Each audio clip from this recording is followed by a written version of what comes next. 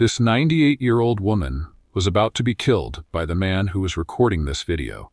3 days later, on April 9, 2018, Howard Leisure nervously called the Ohio police, reporting his aunt, 98-year-old Margaret Douglas, missing. Roger, police. Yes, this is Howard Leisure. My aunt lives on Portage Street. A friend of ours stopped over there yesterday to check on her, and she was nowhere to be found. Okay. He says papers were on the porch for the last 3 days. What's her name? Margaret Douglas. Did she live there by herself? She lives there by herself, yeah, and she never locks her house. Police immediately launched a search. At nearly a century old, Margaret Douglas was considered highly vulnerable. Police started by combing through her house, calling her name, but silence was all they found.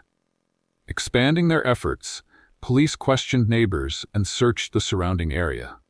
The investigation revealed that Margaret was last seen alive at her house on April 5th, and her family hadn't heard from her since April 3rd, nearly a week before the search began. By the evening of April 9th, the search hadn't turned up anything. That's when Margaret's nephew Howard and his wife Cindy arrived to help. Since Margaret never had children of her own, her nieces and nephews took on the role of caring for her, like she was their own mother. They knew her routines well: the red wallet she always carried, the way she dressed when she stepped outside. Howard checked the closet and found clothes lay scattered on the floor. Digging through the pile, his hand brushed against something cold. It was Margaret's favorite shoes. As he tried to pick the shoe up, Howard uncovered what would haunt him for the rest of his life. The shoe was still attached to Margaret, who was in the closet.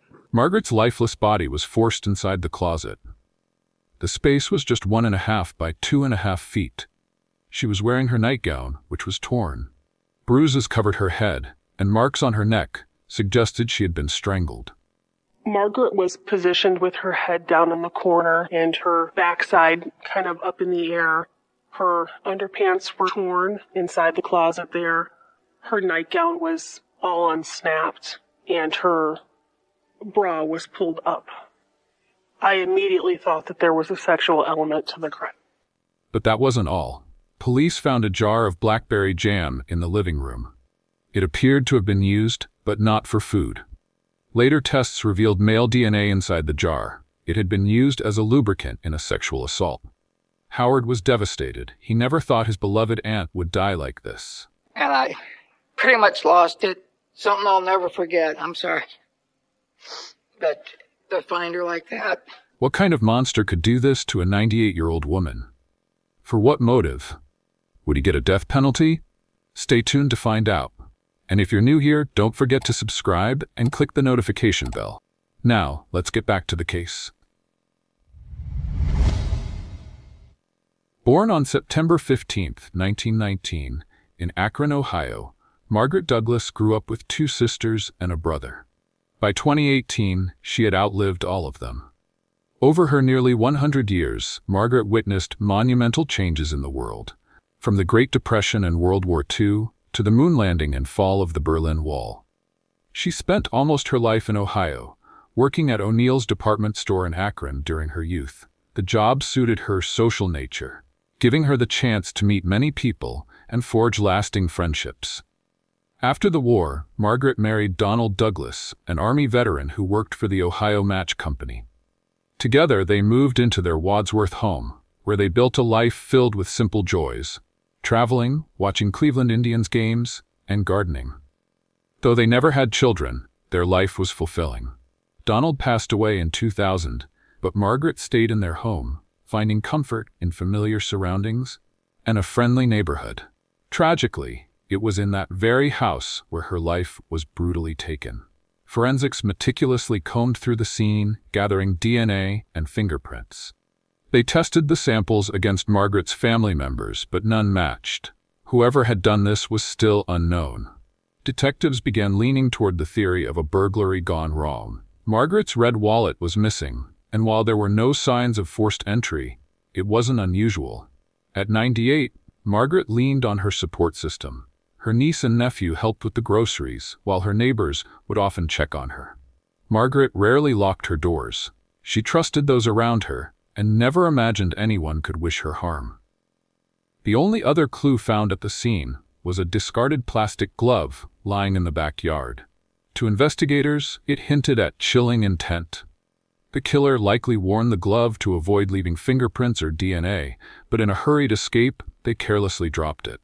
This raised unsettling questions. Was Margaret specifically targeted? Had the crime been premeditated?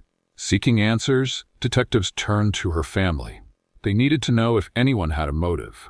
Both Margaret's niece and nephew confirmed that she wasn't wealthy and hadn't written a will, so there was no financial incentive tied to her death. Moreover, Margaret wasn't the kind of person to make enemies. Her life had been long, quiet, and full of meaningful connections. In fact, her murder sent shockwaves through the tight-knit community. Everyone was on edge, desperate for answers. As police expanded their search, they discovered a pattern of recent car break-ins in the area. Small items, spare change, nothing significant. But something odd happened. Police quickly noticed a man loitering near Margaret's house, smoking a cigarette and watching the scene closely. It turned out to be David Klinkenbeard, Margaret's neighbor, who failed to return police's calls. Though he no longer lived in the neighborhood, he admitted he had been keeping an eye on the investigation, even conducting his own inquiries. This struck the police as strange. How did he know details that hadn't been made public, such as where Margaret's body had been found and what she was wearing? On April 11th, 2 days after Margaret's body was discovered, officers brought David Klinkenbeard in for questioning. He claimed to have last seen Margaret on April 4th, when he helped her bring in her trash cans. On April 8th, he went to her house again, but when she didn't answer the door, he assumed she wanted privacy. Before leaving, he greeted another neighbor. By that time, Margaret had already been dead. This timeline added to investigators' suspicions, but when they tested David's DNA against the sample from the glove found in the backyard, it didn't match. David was cleared. He wasn't the killer, just a worried friend trying to figure out what had happened. Despite ruling David out, investigators weren't entirely back to square one. They still had another potential lead, a string of car break-ins in the area. In particular, one incident caught their attention, an attempted carjacking that happened early in the morning on April 8th, the day before Margaret's body was found. The victim of the carjacking was a local man named Paul Shalod, a 50-year-old church worker known for his generosity. Paul told the police he was driving and saw a young man, who looked under 20, limping down the street. So he decided to stop and offer help. According to Paul, the moment he got out of the car, the young man suddenly lunged for the driver's seat and sped off with the vehicle. However, when police reviewed CCTV footage near the scene, they discovered a different version of events. The footage showed Paul talking to the young man through the passenger side window for several minutes before the man entered the car. A few minutes later, Paul exited the car, and the young man drove away. Crucially, the footage showed no sign of the young man limping, which made Paul's account suspicious. Confronted with the footage, Paul nervously admitted he had lied. He explained that he had met the young man through a hookup app and didn't want his church to find out about it. According to Paul, they had agreed to meet and things started consensually in his car. But during their encounter, the young man became aggressive, forced him out of the vehicle, and drove off. Unfortunately, this revelation didn't lead anywhere useful. The young man remained unidentified, and there was no evidence connecting him to Margaret's murder. Undeterred, investigators kept digging into local petty crime, hoping to uncover something unusual. On April 13th, 4 days after Margaret's body was discovered, they caught a break. Several reports came in about a disturbance in Margaret's neighborhood. In CCTV footages, police found 2 young men causing trouble, running around, stirring up mischief at the park, around the church, and breaking into cars. Around the same time, someone reported a break-in at a nearby construction site. During the break-in, one of the suspects had left a phone behind. The phone belonged to a young man named Zach, someone already familiar to law enforcement for minor crimes like theft and carjacking. But this time, it wasn't just petty theft. Zach was now a prime suspect in the murder of a 98-year-old woman. Police found Zach sleeping in his car in the parking lot of the local high school. They arrested Zach and brought him in for questioning. When confronted with the evidence linking him to the construction site break-in, he confessed to the crime but denied any involvement in Paul's carjacking. More importantly, he adamantly denied having anything to do with Margaret's murder.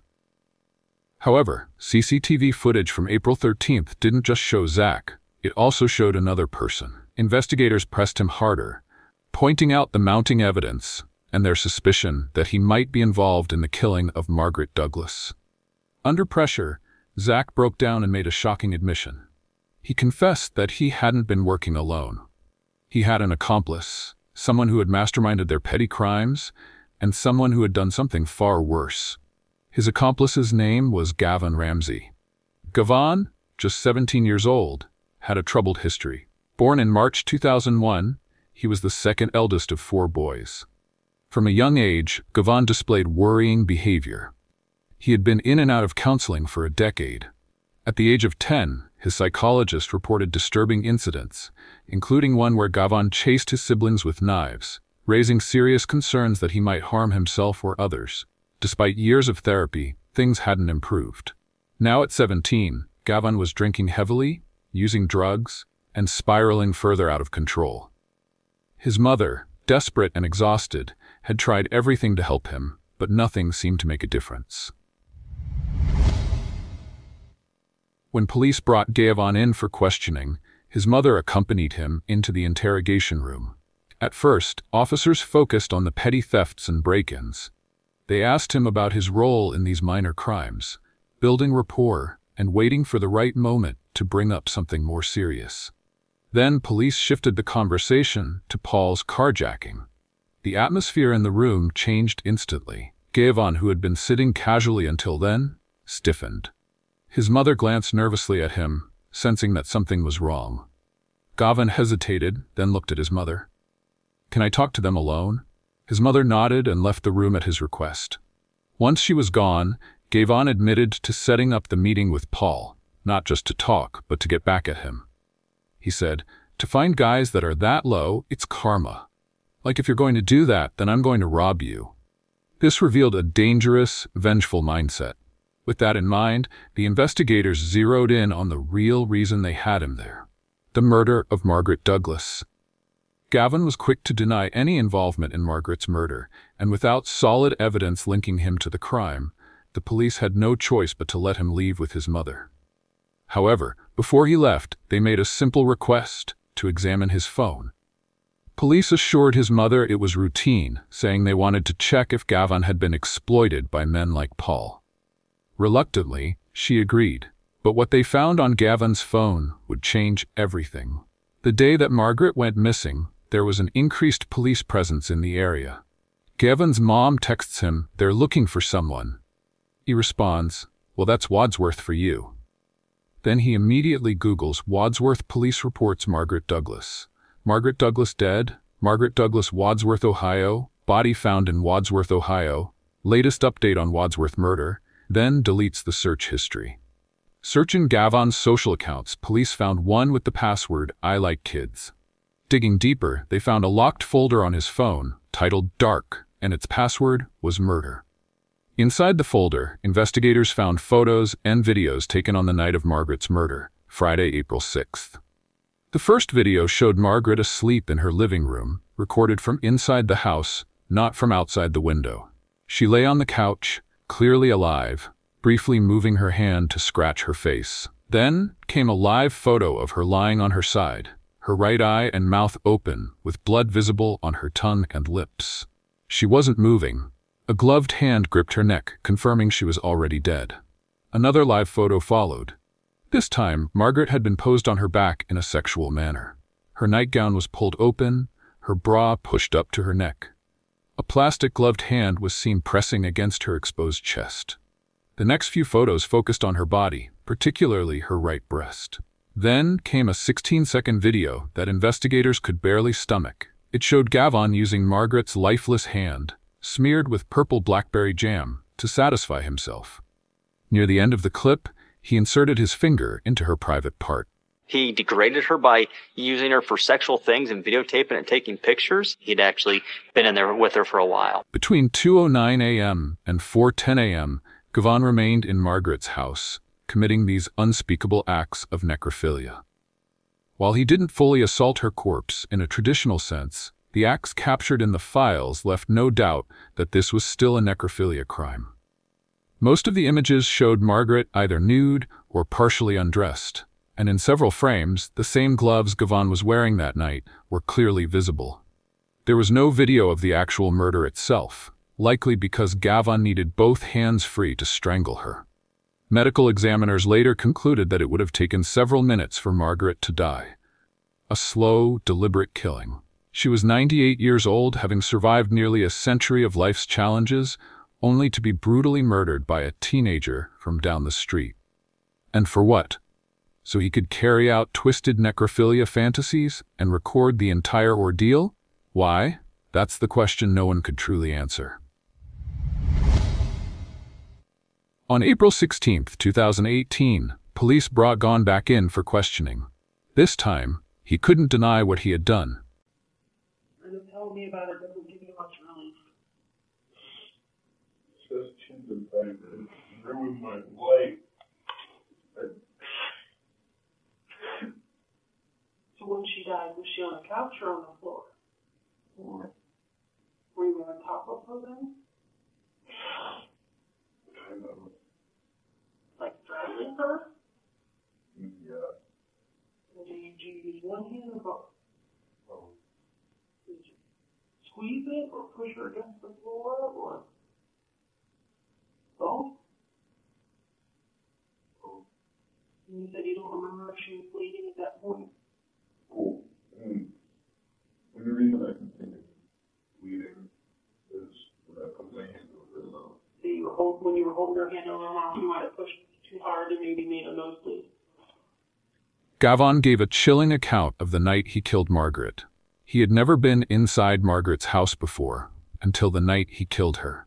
He claimed he only went out that night to rob unlocked cars. But as he passed Margaret's house, he noticed her sleeping through the window. On impulse, he tried the back door. It was unlocked. Once inside, he began recording her as she slept on the couch. But as he crept closer, he accidentally bumped into a chair, waking Margaret. She immediately started screaming, and according to Gavon, he panicked. When he saw her reaching for her phone, he didn't know what else to do, so he strangled her. Once she was dead, he admitted to stuffing her body into the closet and covering it with a pile of clothes to keep it hidden. The investigators listened patiently as Gavon tried to blame his actions on adrenaline and confusion, gently encouraging him to share more. Then, he made an even more disturbing admission. Gavon revealed that he had known Margaret before things in his life went downhill. He lived just around the corner from her, and, as a younger kid, had been friendly and helpful, often assisting neighbors, including Margaret, by shoveling their driveways in winter. But that past connection meant nothing. She was still a target. If the police hadn't caught Zach, and if Zach hadn't pointed them to Gavon, this horrifying crime might have gone unsolved. Gavon could have walked free, never facing justice for the brutal murder of an old lady. In the end, it seemed they had stopped a future serial killer before he could strike again. Gavon was arrested, and a search warrant was executed on his home. Inside, police discovered gloves matching the type found in Margaret's backyard. They also recovered Margaret's missing red wallet, which Gavon had taken as a twisted trophy. Alongside evidence linking him to Paul's carjacking, a stolen bottle of Hollister cologne, officers found something even more disturbing: a journal filled with chilling entries. Gavon had written biographies of notorious serial killers and detailed his own violent fantasies. One entry read, "I just want to fucking go off on someone and beat them until they're not breathing anymore. I honestly want to take someone's life. I want to know what it would feel like to stand over someone's dead body." Necrophilia is said to be rare, at least. We hope it is. But figuring out just how rare is difficult, because most people with such tendencies don't openly admit them. Still, it's common enough for experts to create 10 classifications of necrophiles. Class 1 includes those who don't seek corpses, but are aroused by fantasies of sexual encounters with one. They may even engage in roleplay with willing partners pretending to be dead. Class 2 involves those who commit necrophilia due to emotional attachment, such as sleeping beside a dead body. The classifications grow darker as they progress, with Class 9 involving homicidal necrophiles, those who kill to have a corpse. The most extreme is Class 10, those exclusively attracted to corpses, who will kill repeatedly to obtain bodies and cannot experience arousal without one. While necrophilia remains rare, studies show that those with such urges are often drawn to certain jobs, like hospital orderlies, morgue attendants, funeral home assistants, and cemetery workers. Of course, most people in those roles are just doing a job, but for a small group with dark tendencies, these environments are appealing. That's why it raised eyebrows when police found out, a year before the murder, at 16 years old, Gavan applied for a job at a local funeral home. When that plan failed, he hunted for victims on the streets instead. At 17 years old, Gavan was charged as an adult with aggravated murder, aggravated burglary, kidnapping, and abuse of a corpse. To keep the focus on Margaret's case, the DA chose not to pursue charges related to the carjacking. Gavan was arraigned in June 2018, initially pleading not guilty. However, after his legal team's motions to suppress evidence from his phone were denied, he changed his plea to guilty in November 2018. Before sentencing, Gavan underwent psychological evaluations and was diagnosed with several disorders, including conduct disorder and sexual sadism disorder. His mother tried to defend him, blaming his actions on a new prescription for Zoloft, which Gavan had started taking in January 2018. However, investigators pointed out that many of the most disturbing entries in his journal had been written before he ever started the medication. The court didn't accept this explanation as a mitigating factor. At his sentencing hearing, Gavan addressed the court, repeating many of the same words he had used during his police interview. "I'm so sorry for what I did. I constantly live in bad shame because of it." Yet he never once referred to Margaret as a real person. He only spoke of it and what he'd done, showing little genuine remorse. The judge didn't believe his apology was sincere. Since he was 17 when he committed the murder, he wasn't eligible for the death penalty, but the court sentenced him to life in prison without the possibility of parole. However, in 2021, Ohio passed Senate Bill 256, which banned life sentences without parole for juvenile offenders. This law means that Gavan can appeal for parole after serving 25 years, making him eligible for release as early as 2043. Margaret's family strongly opposes this possibility. Her great-niece wrote, "There are criminals who cannot be reformed. Gavan Ramsey is one of them. The law needs to be amended to recognize individuals like Gavan Ramsey, who have shown an irredeemable evil, a kind of evil that cannot be rehabilitated, and ensure that justice is served in accordance with the U.S. Supreme Court's ruling on juvenile life without parole." As it stands, Gavan will remain behind bars until at least 2043, when he may appeal for parole. But what do you think about this horrific case? Should someone like Gavan ever have the chance at freedom? Feel free to share in the comments. If there's a case you're interested in, let us know. And if you enjoyed this video, don't forget to like, share, and subscribe. Stay safe, and we'll see you next time.